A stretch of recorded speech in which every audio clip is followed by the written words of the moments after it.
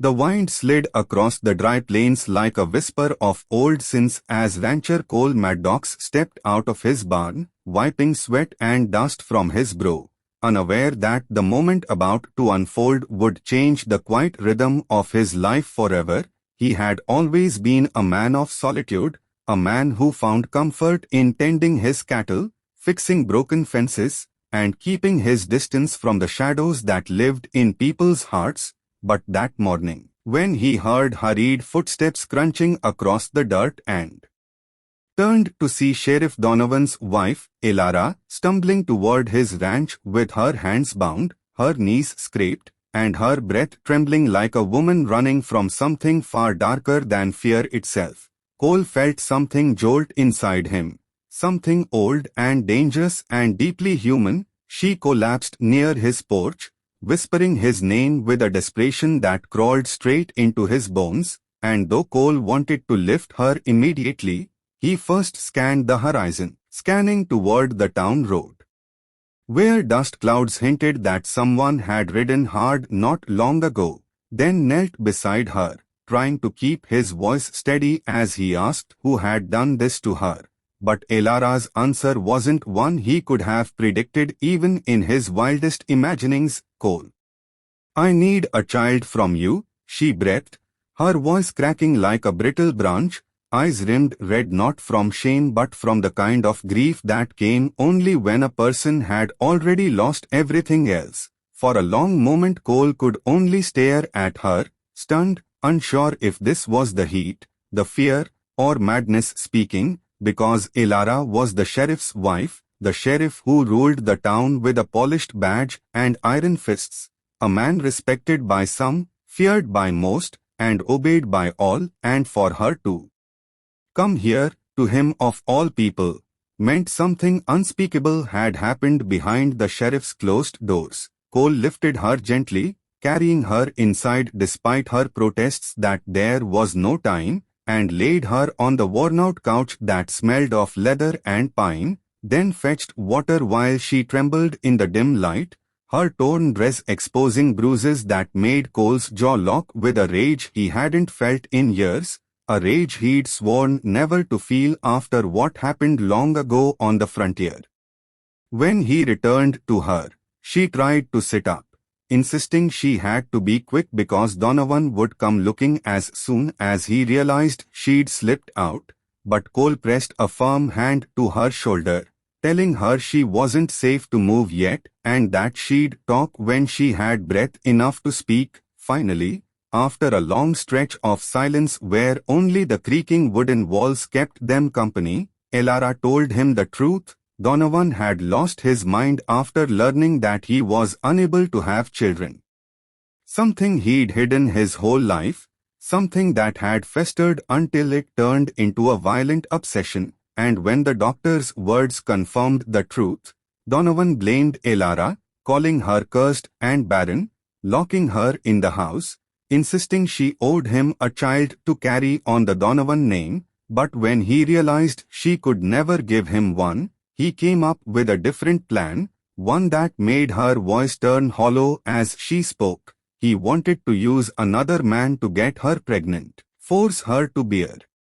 a child he could claim as his own, and when she refused, he began threatening her life, telling her she'd either give him an heir or be buried in the desert where no one would ever ask questions. Elara, desperate and terrified, had escaped before dawn and run straight to the only man she believed Donovan feared enough not to cross, Cole Maddox, the rancher with a past drenched in quiet rumors, a man calm on the surface yet capable of storms no one wanted to witness. When Cole asked why she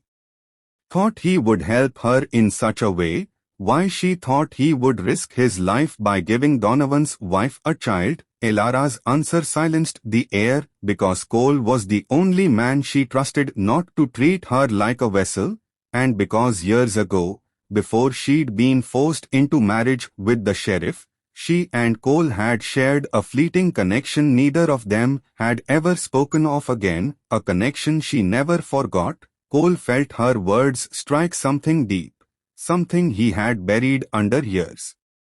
of silent nights and lonely mornings, but he also knew that helping her, truly helping her, meant more than giving her what she had asked for, because Elara wasn't just asking for a child, she was asking for freedom, safety, and a future not stained by Donovan's cruelty, and for the first time in a long while, Cole felt the old fire inside him come alive, the fire of a man ready to stand against injustice no matter the cost. He stood up, walked to the window, scanned the horizon again, and then told her quietly that before anything else, he needed to get her cleaned, fed, and hidden, because if Donovan came riding in with his rifle and fury, Cole would need both hands free and a calm mind to deal with him. Outside, the first echoes of distant hoofbeats rolled across the plains, faint but unmistakable, and Elara's breath caught as she whispered, "He's coming, Cole, he'll kill you for helping me." Cole holstered his revolver, tightened his jaw, and stepped onto the porch with the calm of a man who had already decided, if Donovan wanted to claim something that wasn't his, he would have to walk through Cole Maddox first, and no man alive had ever managed that. The Wild West sun hung low, casting long shadows over the ranch, and in that rising tension, the story of betrayal, desire, justice, and a woman's desperate plea had only just begun. The echo of hoofbeats grew louder, rolling across the dry land like a warning drum as Cole Maddox stood tall on his porch, one hand resting on the revolver at his hip, the other gripping the edge of the wooden post, his eyes locked on the rising dust cloud where Sheriff Donovan rode in with the fury of a man whose pride had been wounded beyond reason. Elara, hidden inside behind the thick barn door, held her breath as Cole's horse snorted nervously beside him, sensing the tension in the air. And when Donovan finally appeared through the sunlight, hat pulled low, face twisted with rage, rifle strapped across his saddle, Cole knew the sheriff hadn't come to reason but to reclaim what he believed belonged to him. So he stayed still and silent until Donovan halted 10 paces away and barked his first accusation. "You took my wife," he snarled, his voice trembling more with ego than with fear, but Cole, calm as ever, replied that she wasn't something to be owned or taken, and that she had come here on her own. Donovan's jaw tightened, his hand inching toward his rifle as he spat venom about how she was his wife, his property, his bloodline, and how he would have his child one way or another. But Cole stepped down from the porch slowly, like a mountain unbothered by the storm pounding against it, and said in a low, steady voice that if Donovan wanted a fight, he would get one, but he wouldn't be taking Elara back to a cage. Donovan, enraged beyond reason, made the first move, swinging his rifle up to aim, but Cole had already drawn his revolver with the instinct of a man who would lived through more than one frontier war, and the crack of the shot echoed across the plains as Donovan's rifle flew from his hand, knocked clean by Cole's bullet, sending the sheriff reeling backward in shock. But Cole didn't fire again, choosing restraint over revenge, telling Donovan to walk away, to leave Elara, to leave the ranch, and to let go of a life he'd poisoned with cruelty. But Donovan only laughed, a cold, broken sound, and lunged for a small hidden pistol strapped inside his boot, aiming straight at Cole's heart. Before he could pull the trigger, the barn door burst open and Elara stepped out, screaming his name, distracting him long enough for Cole to disarm him with a single strike, and the two men fell into a brutal struggle, rolling across the dirt, fists landing like thunder, years of bitterness and buried sins exploding between them. Elara, trembling yet determined, grabbed the fallen pistol and shouted for Donovan to stop, warning him that if he raised a hand against Cole again, she would defend the man who had shown her more kindness in one morning than Donovan had in years. And when Donovan looked into her eyes no longer filled with fear but with resolve, something broke inside him, and he collapsed to his knees, panting, beaten not by Cole's fists but by Elara's defiance, Cole stepped back, chest heaving, dust smeared across his jaw, and told Donovan to get on his horse and leave the territory for good, because the town would soon learn of everything he had done, and there would be no badge strong enough to protect him from the consequences. Donovan hesitated, glancing between the woman he could no longer control and the man he could no longer intimidate, then finally mounted his horse and rode away, disappearing into the desert heat like a shadow dissolving under the sun, leaving behind the silence of an ending long overdue. Elara sunk to her knees, tears spilling not from sorrow but from relief, from the weight of fear finally lifting off her chest, and Cole lifted her gently, carrying her back inside the ranch house, promising her she would never have to run, hide, or bow again. In the days that followed, the town learned fragments of the story, whispers of the sheriff's disappearance, murmurs about the rancher who stood against him, and quiet respect for the woman who found the courage to walk away from